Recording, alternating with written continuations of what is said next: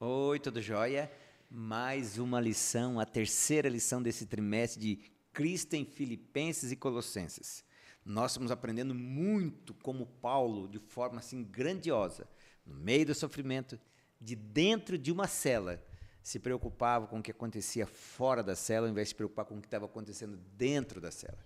Olha que aprendizado grande que a gente tem para a nossa vida, para a gente às vezes tirar um pouquinho do olho do nosso umbigo, olhar um pouquinho para cima, para os lados e ver o quanto Deus pode e está fazendo pelos outros e por nós. É muito bom ter você em mais uma classe. Indica essa classe para os seus amigos, dá o seu like. Semana passada eu esqueci de falar. Dá o seu like lá, que é o joinha, né? Like é o joinha, né? O seu joinha, compartilhe, fala com teus amigos da nossa classe. É uma classe que a gente tenta, na maneira mais simples, mas bem objetiva, dar um resumo do que a lição do Kisner, o ponto principal da lição, quer ensinar para nós, para que eu e você saibamos de forma bem clara dizer as razões de nossa fé. Yes? E eu tenho aqui de novo o privilégio de estar contigo. Tudo bem, Elton? Tudo bem, e você? Tudo jóia? Muito feliz de estar aqui mais uma vez. E o folgado do Joel? De férias, de folga. Folga, né? Que pode fazer. Por isso que o Brasil não vai para frente. Por isso que o Brasil só começa em fevereiro. Porque o Joel fica de férias em fevereiro. Pois é, dá mau exemplo. Tudo bem, Kevin? Tudo jóia? Bom, hoje nós vamos fazer um pouquinho diferente. Você que está aí, coloque seu pedido para Deus, para que Deus, nesse instante que nós vamos estar orando juntos, Deus responda o teu desejo, se for bom para você, se for bom para a pessoa que você está desejando a oração, certo? E nós vamos estar aqui pedindo também a iluminação de Deus para que a nossa lição seja uma lição compreensível e que a gente consiga falar dela amanhã para o nosso amigo, para o nosso vizinho, para o nosso familiar. Vamos orar? Querido Papai do Céu, é tão bom estarmos contigo nessa classe. É tão bom saber que o Senhor inspirou homens sábios para escreverem para nós, para entendermos melhor a Tua palavra. Ajuda agora a nós, né, eu e o Elton, para que a gente consiga falar da melhor forma possível aquilo que o Senhor quer que seja dito. E que todos aqueles que estiverem, ó Deus, ouvindo, não importa se é agora ou ano que vem, não importa, que todos aqueles que tiverem contato com essa lição, que possam aprender muito de Ti e que seja abençoado pelo Teu Santo Espírito. Amém. Ó Deus, seja um Deus real na nossa vida. Por favor, se faça presente. Encha-nos do Teu Santo Espírito. Perdoa as nossas falhas. É em nome de Cristo Jesus que nós pedimos e agradecemos. Amém. Amém. Bom, a lição de hoje, ela é curta e grossa. Vida e morte. Não tem a terceira opção, não. Ou você está vivo, ou você está morto. Ou você segue a Cristo, ou você não segue a Cristo. Porque Cristo diz, né, que sem Ele nós não temos nada e não somos nada. Ou seja, a vida eterna é dele, né, que Ele é a vida. Exato. Falando em vida ou morte, a morte é algo normal, Elton?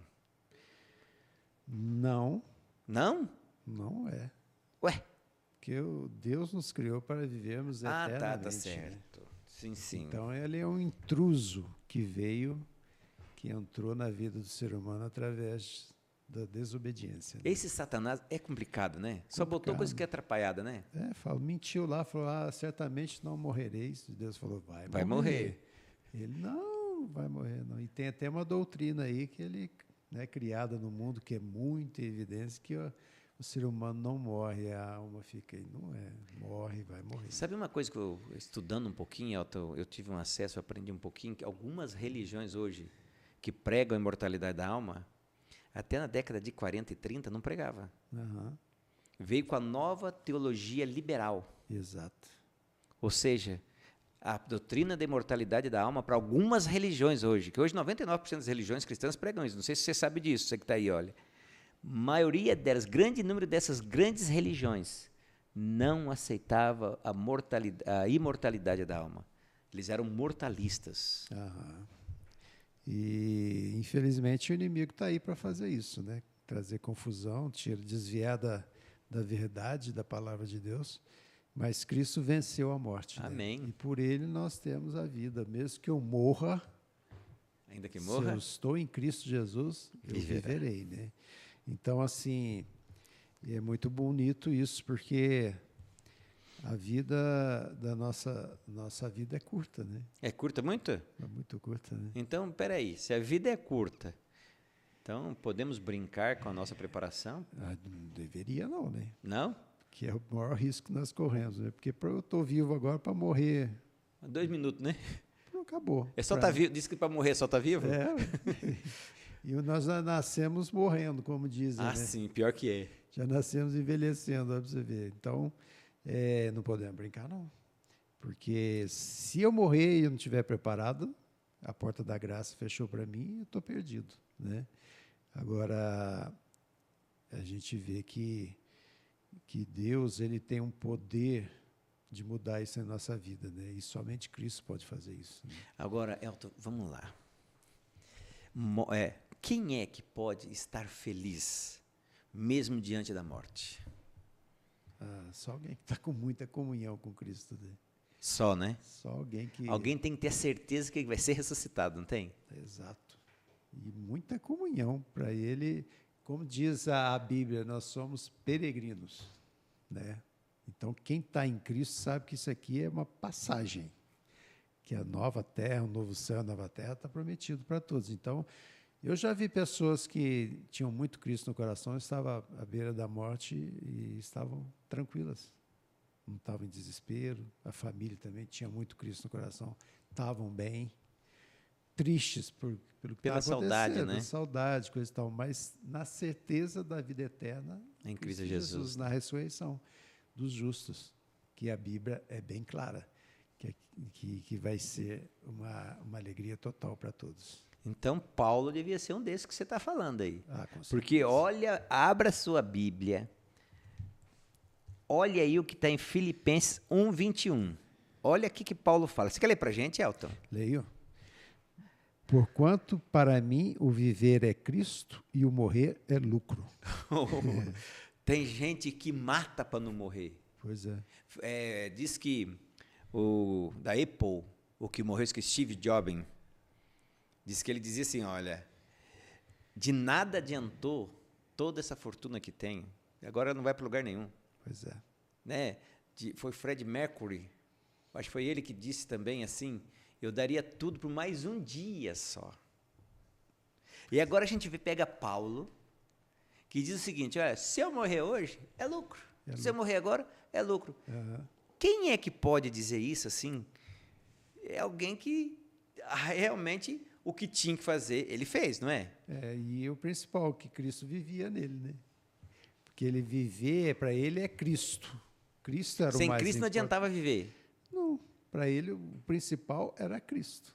Isso que é a diferença de quem pode dizer, para mim a morte é lucro. Porque com Cristo ele tinha certeza da salvação. E né? Paulo tinha problema com a morte, assim? Nossa, que isso? Ele era perseguido? Como é que era o esquema de Paulo? Não vamos ler tudo, mas se a gente ler lá em 2 Coríntios 11, 23 a 27, olha algumas coisinhas que ele fala, que ele passou. Prisões, açoites, perigos de morte, 3 vezes foi açoitado, 3 vezes naufraguei, fiquei a noite boiando no alto mar. Você está doido, hein? Em viagens, né, perigos de viagens com gentios, perigos na cidade, perigos no deserto, perigos com os falsos irmãos, trabalhos e fadigas, vigílias, muitas vezes fome, sede, jejuns, muitas vezes frio e nudez. E fora que ele fala no versículo 28, que ele, além dessas coisas todas que ele sofria, ainda tinha preocupação com todas as igrejas. Espera aí, sofrendo tudo isso e preocupação não era com ele? Não. Sempre era com Cristo, para Cristo e com as pessoas. Nossa, eu vou ter que mudar muito para ser um Paulo. Eu falar a verdade, eu me envergonhei muito com tudo isso que Paulo passou, porque eu com muito menos eu falo, não, mas está muito pesado, está muito difícil. Passa para outra essa função aí, deixa eu aqui. Não, larga a mão disso, tal. Eu estou desistindo por pouca coisa. Olha quanta coisa que ele passou, mas é porque quem vivia nele era Cristo, né? Ele conseguiu sumir com o eu do coração dele e Cristo estava habitando nele. Então eu posso falar com você que tem olhos nos olhos, assim, ó, bem no meu olho, bem no meu olho. O que está te fazendo você ficar aborrecida aí hoje? Por que às vezes você não veio na igreja hoje? Vai chover, choveu, o carro está sem gasolina. O que é que não te traz você com a comunhão com os filhos de Deus? Por que você deixou a Bíblia, abandonou a fé? Será que é por causa dos açoites, do mar, jejum, fome, trabalho, namorado, esposo, esposa? Interessante, Paulo, né? Pois é. Nada dessas coisas tirou o foco dele, que era em Cristo, né? Era sempre Cristo. E isso que fez a diferença na vida dele, né?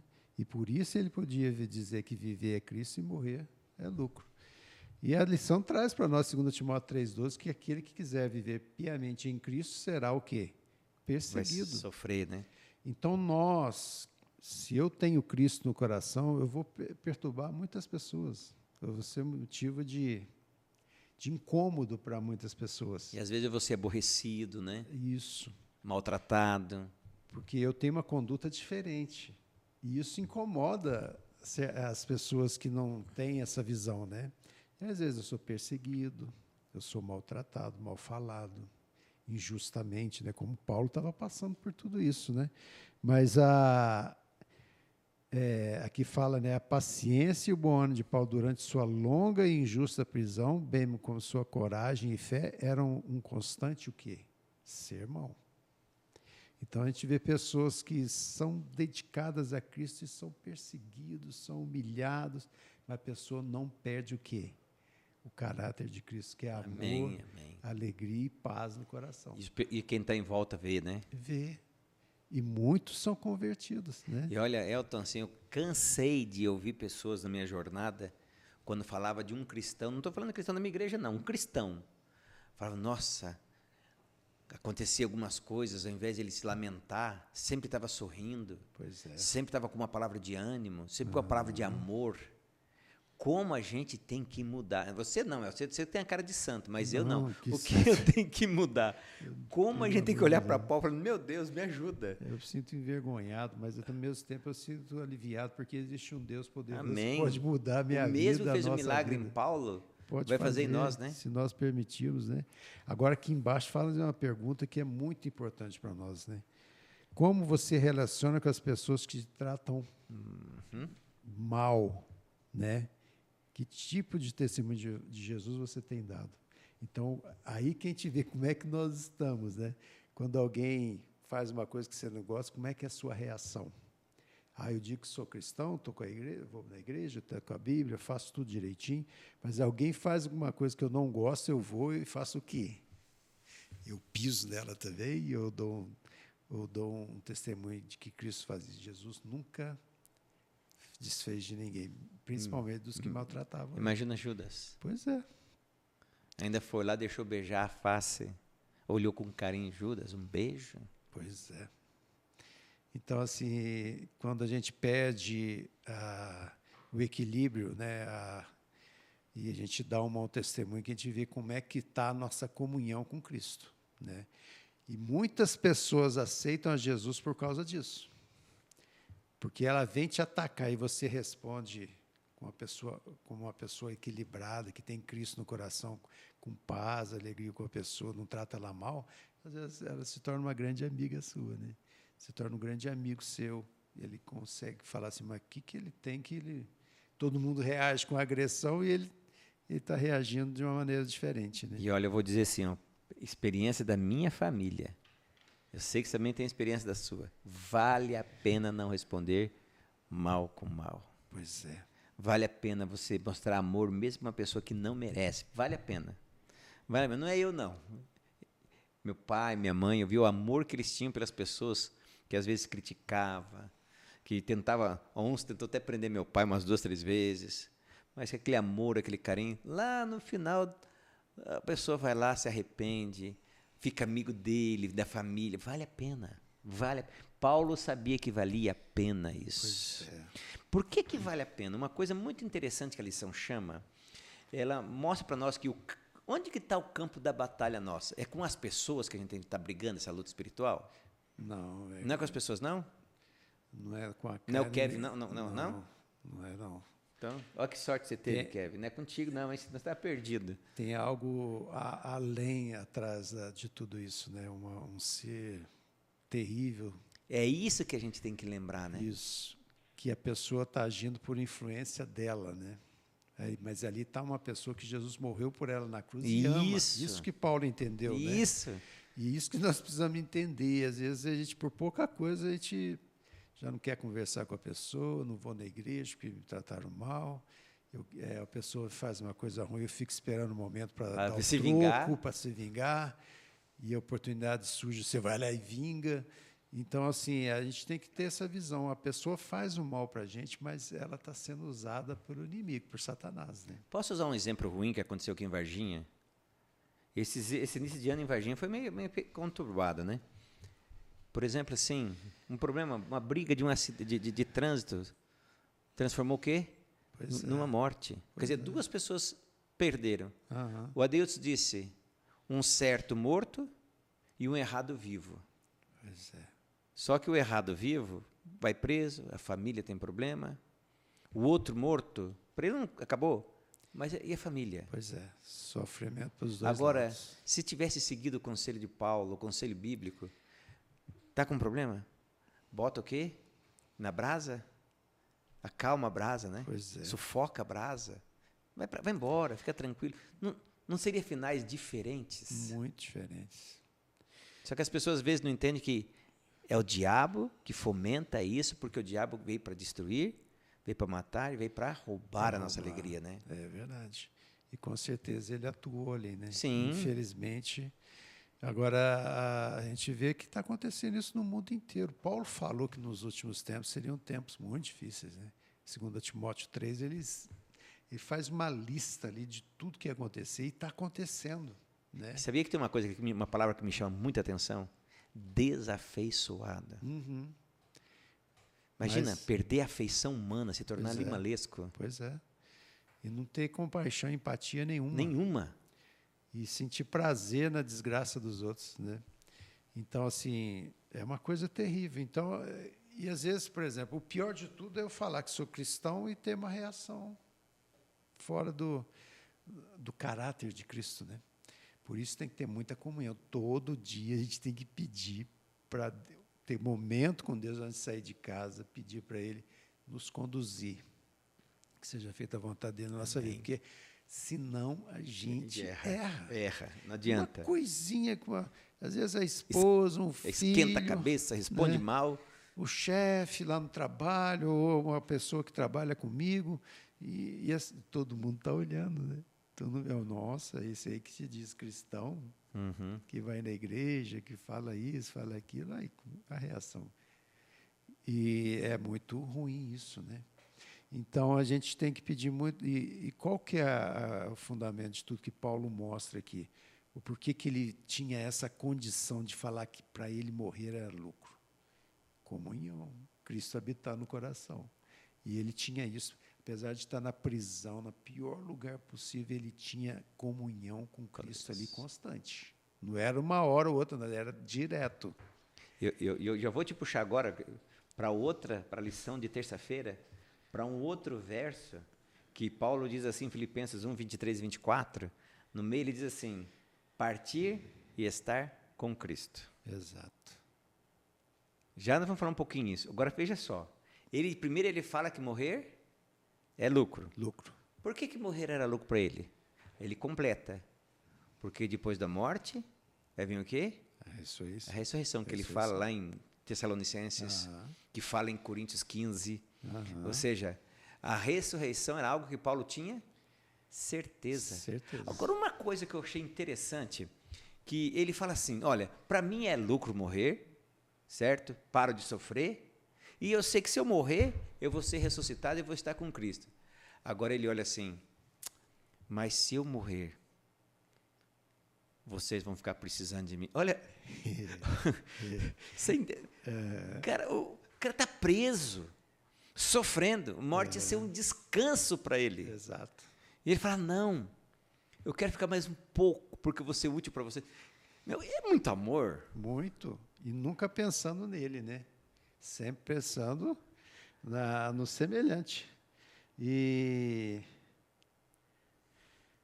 tem uma passagem dele de Filipenses 2,5 que fala assim, né? Tende em vós o mesmo sentimento que houve também em Cristo Jesus. E versículo 6. Pois ele, subsistindo em forma de Deus, não julgou como usurpação ser igual a Deus. Antes a si mesmo se esvaziou, assumindo a forma de servo.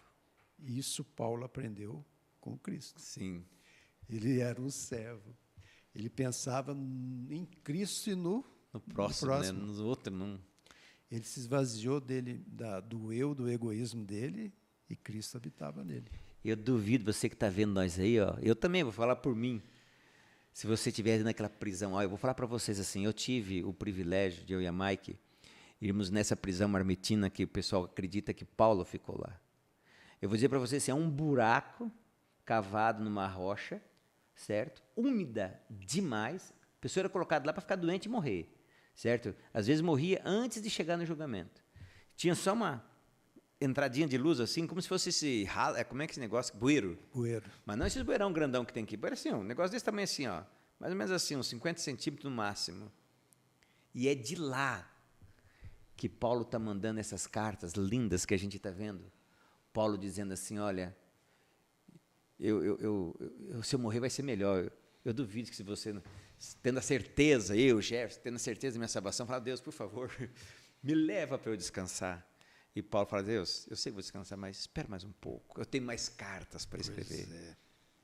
Isso é muito bonito. Ainda bem que Deus permitiu, né? Permitiu. E até na morte dele, quantas pessoas aceitaram a Cristo de ver o testemunho dele, né? Lá na prisão, pensa, puxa, como é que pode um homem desse ter essa coragem, essa ousadia, nessa firmeza, nessa situação tão difícil? Muitos converteram por causa desse testemunho dele, né? Porque ele mostrava quem é Cristo. E nós precisamos mudar muito, pedir muito para o Espírito Santo ter misericórdia de mudar nosso coração, porque o fim está chegando. Como nós vimos, nós somos peregrinos aqui, né? Somos de passagem. E logo vai ter um fim todo sofrimento, toda angústia.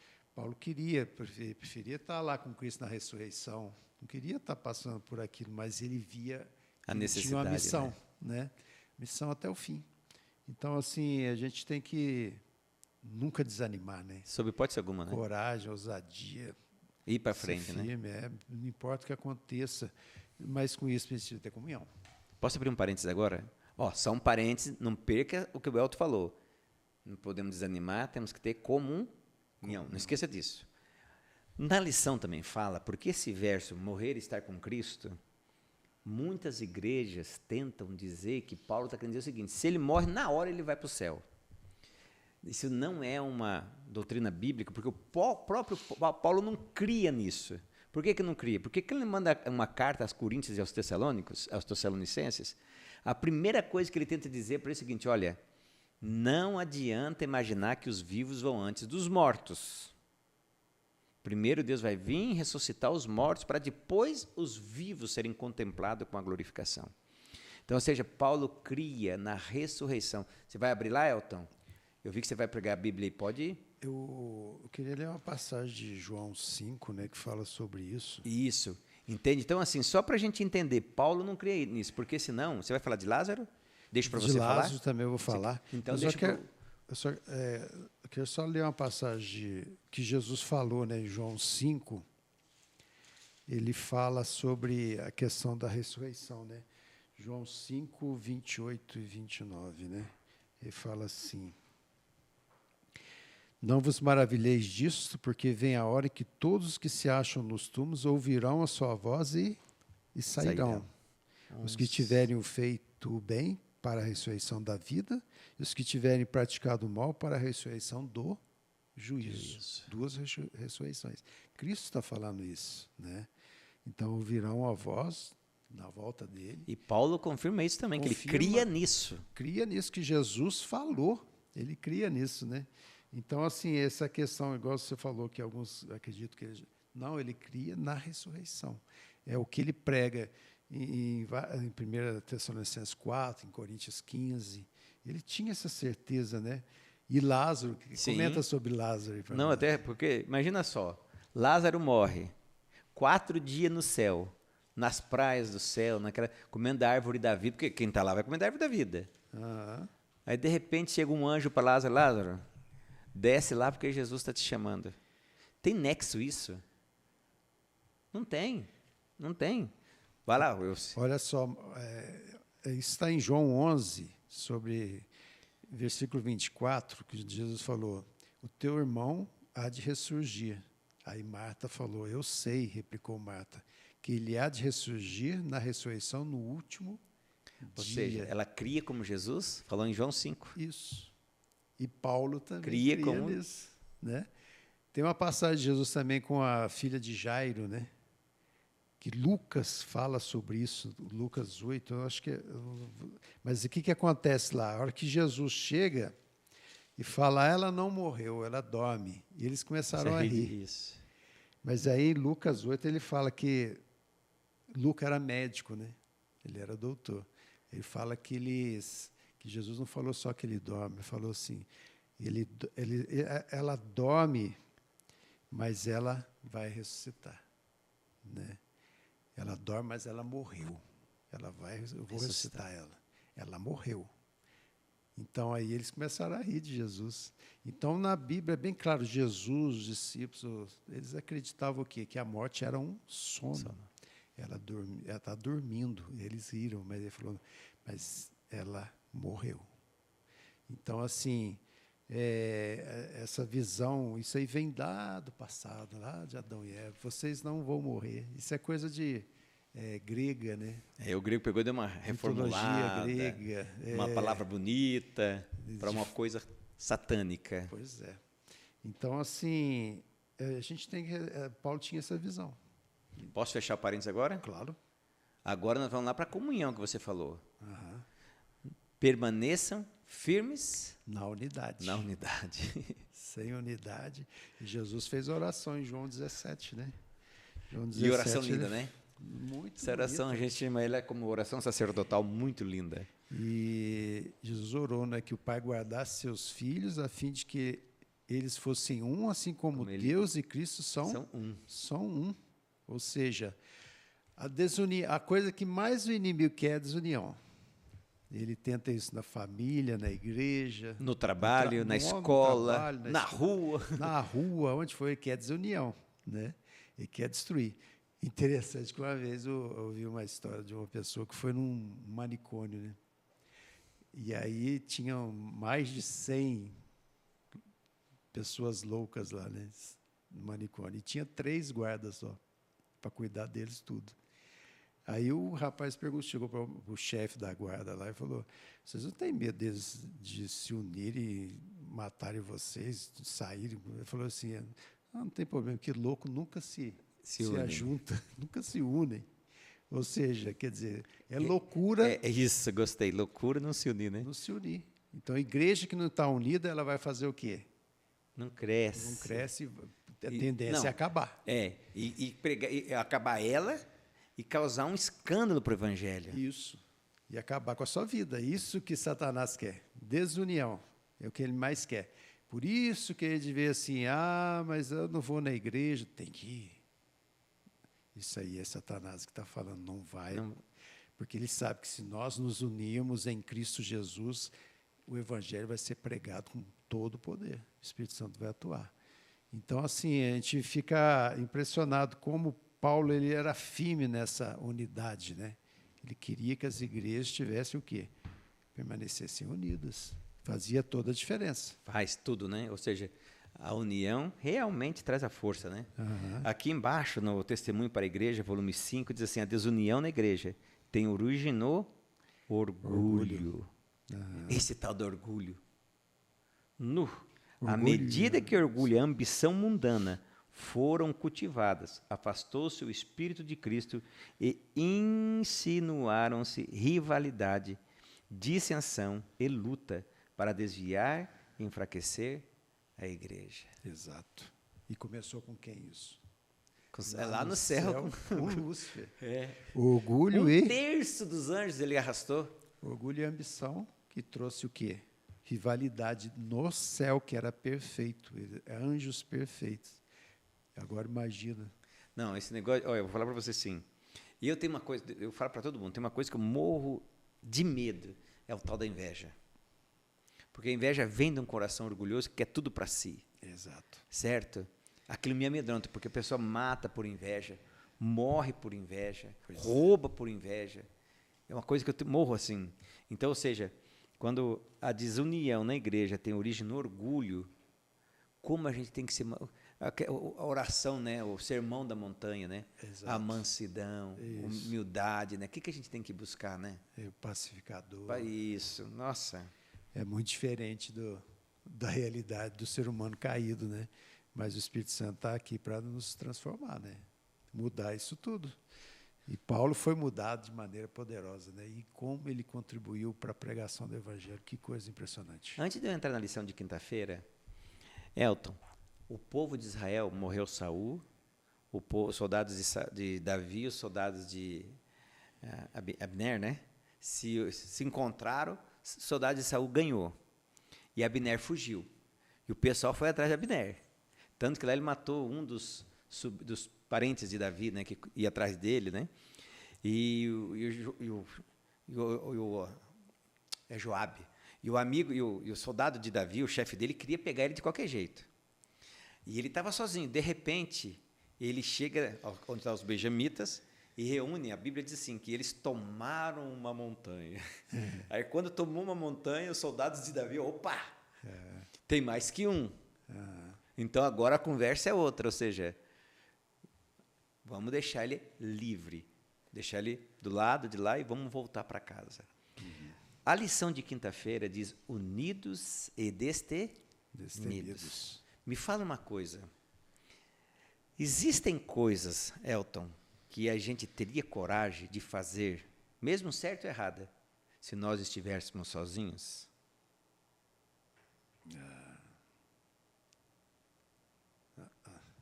Você viu que a maioria dos erros que acontece, o cara era bonzinho, se uniu com um cara ruim, Exato. aí criou coragem para fazer o que é ruim. Que é ruim. E eu vou dizer uma coisa, confessar uma coisa para vocês, eu tenho dificuldade com entregar livro. Eu tenho dificuldade com isso. Mas sempre que vem um doido e me arrasta, eu vou. Ou seja, a união faz com que a gente tenha coragem, mais vontade de vencer, mais vontade de ir para frente, não é? É aquilo que eu tenho deficiência. O outro completa isso. Cada um tem um dom, cada um tem uma coisa que ele é mais forte e outra não. E o outro é mais forte naquilo que eu sou fraco. Por isso que é importante a união, né? Que uns são bons para falar, outros são bons para entregar um livro, outros são bons para fazer amizade, né? Tem gente que tem uma facilidade, né? Mas que faz amizade com todo mundo. Eu vou confessar, quando chega uma pessoa assim que precisa de amigo na igreja, eu tenho dois caras que os caras são conversador demais. E são bons amigos. Então eles já sabem, eu tenho essa dificuldade, certo? Então chegou, eu já boto na mão deles, ó, se virem, eles já sabem o que vai acontecer. E realmente, né, é um dom, né? É um dom. Então, assim, a gente vê que... por isso que a igreja é importante. Agora tem essa coisa dos desigrejados. Ah, né? Sim, é. Eu faço meu culto em casa, coisa. Não tem efeito. De jeito nenhum. Não tem. Cristo nunca falou isso. Se fosse assim, ele só não fazia união dos discípulos, não fazia Olha a oração de João 17, que sejamos um como ele é com o Pai, ou seja, não existe isso de não, eu na minha casa eu realizo o culto melhor do que na igreja. Não, esquece isso. Não consegue. Você não consegue crescer como Cristo quer. Né? E Paulo sabia disso, né? Tá, posso então citar um exemplo? Não vou falar nome. Eu conheço um casal, amigos meus, aqui de pertinho, certo? Arrumaram uma confusãozinha. Não, vamos ficar em casa que a gente vai melhor. Aí ficou o casal e 2 filhos. Aí depois veio o 3º filho. Não, aqui a gente resolve melhor. Sabe o que aconteceu? Agora, se separaram. Cada um para um canto, filho para outro canto, religião cadê? Ninguém mais aí. Ou seja, quando Deus pede a união do corpo de Cristo, é o corpo de Cristo, não é o corpo meu e dos meus filhos, da minha esposa. Não, é a união da igreja, né? A união da igreja. E como, Isso é o remédio. e nesse tempo de tanta dificuldade que nós estamos vivendo na sociedade, nas famílias, como é importante dar esse testemunho da igreja unida, né? E o autor traz aqui, né? A estratégia de Satanás é a mesma estratégia da esquerda. Não estou dizendo que a direita é melhor, mas eles divulgam isso. Dividir para conquistar. Conquistar. Minoria de branco, de preto, de velho, de gordo, de bonito, de feio. É. Um brigando contra o outro e conquista. E assim, a Bíblia é bem clara, né? Jesus nunca prometeu um mar de rosas nesse mundo de pecado. E isso é muito claro para nós, né? Porque se fosse aqui muito bom, nós ia querer ficar aqui, né? Sim. Como muitos evangelhos aí estão sendo pregados para ficar aqui nesse mesmo, mundo. né? Ah, você vai ter isso, vai ter aquilo. Mas Jesus é bem claro que a nossa Nós não vida somos daqui, né? é muito o que ele tem prometido. Foi o que você falou, nós é muito somos maior. Peregrinos aqui. peregrinos. Ele preparou os seus filhos, e Paulo também preparava para os seus filhos na fé para isso. E nós devemos viver, mas sempre em união. Porque vai chegar um momento em que nós vamos precisar um dos outros, porque as coisas vão ficar cada vez Complicadas. pior, né? Então, a gente vê que tudo tem um propósito. E desunião é do inimigo. Se eu tenho pensamentos ruins, tá certo, a igreja tem problemas, tem pessoas que dão problema, tem pessoas, é aqui que nós falamos, como é que eu trato aquele que me faz mal? Tratar quem me faz bem é muito fácil. Aí qualquer um faz, Qualquer né? um faz, Até o bandido, pior assassino. até o ateu faz isso. É isso. Agora, tratar quem te faz mal, isso é algo espiritual de uma pessoa que tem uma Isso é difícil, consagração nossa. muito grande a Deus. Temos que crescer muito. Então, a igreja serve para isso, né? Não é todo mundo, cada um tem a sua dificuldade. E a gente vai crescendo com isso, unidos em quem? Em Cristo Jesus. Sempre. Né? Paulo nunca perdeu a visão em Cristo. Amém. As igrejas que deram muito problema para Paulo, ele sempre focava em quem? Em Cristo. Parafraseando Paulo, Martin Luther King diz o seguinte: se um homem não descobriu algo pelo que morreria, ele não está apto a viver. Exato. Paulo tinha descoberto, né? Cristo, o Evangelho, pregação, amor ao próximo. Mas eu morreria por Cristo hoje. Ele morreu por mim, Paulo morreu porque sabia que qual que é o meu foco, qual que é a minha esperança, minha fé, o meu amor. Paulo tinha isso bem claro, né? A situação de Paulo é uma coisa que incomoda a gente, que se diz cristão nesse mundo tão, a gente está um cristianismo tão confortável, eu fazendo a minha vontade, nem querendo nem tomar um solzinho para ir pregar o evangelho para alguém. E às vezes vê testemunho de pessoas que vão de bicicleta, andam 20, 30 quilômetros para dar um estudo bíblico, que solão, vão com a maior alegria, porque tem Cristo, né? E eu, às vezes, com o meu carrinho, vou ter que ir lá naquele lugar. Vai sujar o pneu? Então, assim, é uma coisa... É por isso que a lição é importante nós estudar, para a gente ver que a gente precisa mudar. E existe meio para fazer isso, que é o quê? Estudo da palavra, Espírito Santo, oração, tirar esse eu, esse egoísmo que tem dentro de mim. E isso acontece, cada um tem o seu tempo. Tem uns que demoram mais, outros já são mais rápidos. Mas a gente, igual você falou, a gente não pode brincar, porque o tempo está acabando, se esgotando. Né? A gente não pode brincar, não. É como diz assim, a gente tem que estar preparado como se Jesus voltasse hoje. E viver como se ele voltasse daqui 10, 100, 1000 anos. Viver, pregando, viver normal, vai viver sua vida, mas preparado. E Paulo era assim. Ele não sabia o dia exato da morte dele, ele sabia que ele já estava na beirinha ali da execução, né? A espada estava ali, né? Mas ele, todo dia, ele estava o quê? Preparado. Se eu vou ser executado amanhã, se eu vou daqui 10 dias, Estou nem aí com isso, não. Todo dia, tô pronto. Se for agora, estou pronto. Ele dizendo para Timóteo, né? Timóteo, se preocupa não. Combati o bom combate, né? Se precisar, bota eu lá, que lá eu vou. E quanto mais sofria, mais próximo de Cristo ele estava, né? mais preparado ele estava. Então, o sofrimento que a gente passa na vida hoje é um preparo. É um preparo para nós vencermos em Cristo Jesus. Amém. Na parte de sexta-feira, tem 2 textos que eu queria ler um pedacinho de cada, que diz assim: dos instrumentos de tortura, das fogueiras, das masmorras, das covas e cavernas da terra, ecoou em seus ouvidos o grito de triunfo dos mártires. Ele ouviu o testemunho dos que ficaram firmes e que, embora despojados, afligidos e atormentados, deram testemunho da fé, de forma destemida e solene, declarando: sei em quem tenho crido. Amém. Os que dessa forma renderem sua vida pela fé, declararam ao mundo que aquele em quem acreditaram era capaz de salvá-los plenamente. Está no livro Atos dos Apóstolos. E no Primeiros Escritos tem uma frase que eu achei muito lindo: é-nos assegurado que os atalaias, ou seja, os pregadores, verão com seus próprios olhos quando o Senhor voltar a Sião. Amém. Por isso eu posso dizer como Paulo também, e você podemos dizer como Paulo, porque para mim o viver é Cristo e o morrer é lucro. Mas vamos fazer que nem Paulo? Deus, se eu for útil para a tua obra, segura mais um pouquinho.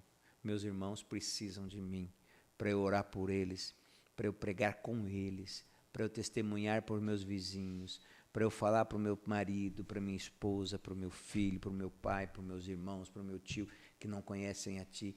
Deus, eu estou preparado, mas me ajude a preparar outros. É isso que Paulo está dizendo aqui. Me ajude a preparar outros, que o Evangelho de Deus tome o meu coração, o seu coração, e que Romanos 8 seja uma realidade do 39 em diante, que diz que nem a altura, nem a profundeza, nem a largura, nem a morte, nada nos separa do amor de Cristo Jesus. Que esse Jesus maravilhoso seja percebido e sentido na sua vida. Amém. Você ora para a gente, Elton? Pai querido, maravilhoso Deus, agradecemos por essa lição maravilhosa. Obrigado, Senhor, porque a nossa vida tem solução. Amém, e a solução é em Cristo Jesus. Que o Espírito Santo nos capacite e retire de nós todo o egoísmo, toda a ganância, todo o orgulho, e que o teu amor, a tua paz, a tua alegria esteja em nossos corações. Amém. Aos nossos queridos que nos assistem, que o Senhor possa abençoá-los também e que eles possam, todos nós, estarmos preparados para tempos que virão, Senhor, por tempos difíceis. Por favor. Mas em Cristo Jesus nós venceremos. Amém. O Senhor nos dê a tua paz, o teu amor, nos dê a certeza da vitória em Cristo Jesus, como Paulo tinha essa certeza. Amém. Obrigado por tudo, Senhor, em nome dele que oramos. Amém. Amém. Bom, chegamos ao fim de mais uma lição. Que lição fantástica, hein? Vai ser assim até a última lição deste folhetim, livretim da nossa classe da Escola Sabatina, Cristo em Filipenses e em Colossenses. E olha, fala para os amigos, compartilhe, deixa o seu like e aperta o dedo aí. Fechado? E até a semana que vem. Mas lembre-se, nem só de pão viverá o homem, mas de toda palavra que procede da boca de Deus. Que Deus te abençoe, que te dê uma semana cheia de vitória em Cristo Jesus. Amém. E até semana que vem.